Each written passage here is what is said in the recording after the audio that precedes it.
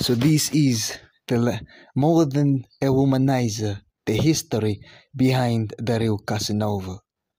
Today, Casinova is best known as one of the most famous lovers in history, but the Venetian was more than a womanizer. He was a scam artist and scofflaw, an alchemist, spy, and church cleric. He wrote satires, fought duels, and escaped from prison more than once. Casanova was simply fascinating, you know. So basically, if we look at the history of Casanova, church to military to music and womanizing. So actually, Casanova was born in Venice in 1725. Casanova was a sharp child, so sharp, in fact, that he entered the University of Padua at the age of 12. After graduating, he took up some of the vices that would make him a name Europe-wide. Gambling for one, women for another. So whether it was his wit, his charm, or his style, or maybe just his hair, which he powdered, scented, and curled, they loved him. But it's said that he really found his passion for them too. When he had an affair, not with just a 16-year-old girl, but with her 14-year-old sister. At the same time, it was Casanova. It was the wildest thing that this kid did.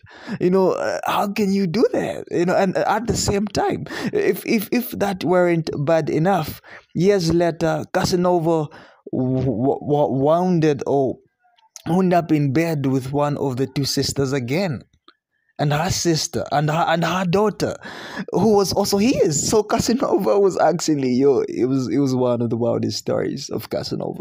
I mean, he was going out with the sister, the girl, the woman, the girl, the lady and her sister, and also their daughter. A couple years later, he was just wild. So at the time Casanova worked as a church cleric, it didn't last long. His gambling debts landed him in prison, and after a couple of other false starts in the church, he had to start over his new career as a soldier this time. You see, Casanova, bro, it's like, I don't know, it was just Casanova, man. I think he was also, his IQ is just, he was a genius. So he had to restart over his life as a soldier. I bought a long sword, and with my handsome cane in hand, a trim that with a black cockade, with my hair cut inside whiskers and a long false pigtail, I set forth to impress the whole city. Casanova writes in his memoirs, it was like, but finding military life boring, you know what he did, and owing yet still more money from gambling, Casanova quit the military. I think. And the crazy thing, while he was doing this, he was young. He was below 21. So now at 21 years old, Casanova became a violinist. He used to play the violin. Nigga, but there he caught the eye of a senator. Being in the right place at the right time and saving his life certainly helped. This man was from the military, bruh. He was different. He was not like me and you. You feel me? So I feel like this story is one of the most interesting stories I've ever come across. So who invited? So after saving his life, Casanova was invited into his house and became his patron. But Casanova, you know what happened again? Casanova ran into trouble again. He fled Venice, escaped to Parma, fell in love.